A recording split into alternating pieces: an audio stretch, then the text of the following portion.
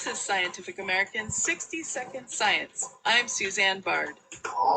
Thousands of years ago, in what's now the Kimberley region of Western Australia, Aboriginal artists created elaborate rock paintings. Much of the artwork still exists today. If you're walking beside the rivers and creeks and go up into the escarpments, into rock shelters, there are just thousands of rock art sites. University of Melbourne geochronologist Damien Finch.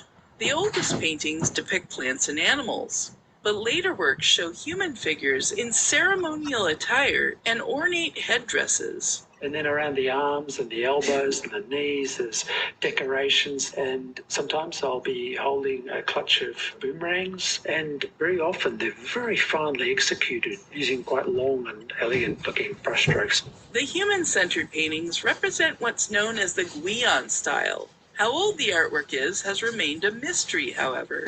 That's because the typical method for estimating the age of ancient objects, radiocarbon dating, relies on the presence of organic carbon. But the artists used ochre pigments that had no organic carbon.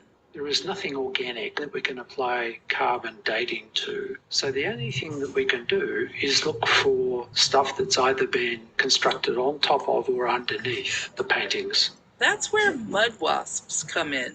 The insects often incorporated organic matter into their nests, which they built on the same rock faces where artists painted. The artists would sometimes paint right on top of old nests. Finch and his colleagues were thus able to date the artwork by sampling the remains of those nests. If it was over the top of the painting, that tells us the painting has to be older than that nest. But if the nest was underneath paint, the painting must be younger than the age that we determined for that nest. And in that way, we can help to build up an idea of when these paintings were created. The analysis revealed that most of the Gwion-style paintings sampled were about 12,000 years old. So now we can place that in the context of all the other archaeological and environmental information that we've got for the Kimberley region at that time. The studies in the journal Science Advances. The results provide support for the hypothesis that Aboriginal artists may have switched from painting plants and animals to depicting humans in ceremonial dress around 12,000 years ago in response to the ecological changes and rapidly rising sea levels as the last ice age ended. Finch is now working out the age of other styles of Aboriginal rock art, with a little help from materials that ancient insects once called home.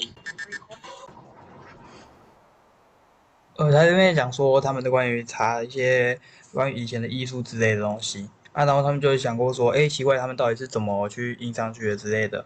然后他们后来好像就是透过看到蜂巢的方式，然后就有看到说，发现说这些痕迹是在蜂巢以前就是组成的，一直蜂巢以后去完成，所以然后仔细这样推测的话，没什么影响。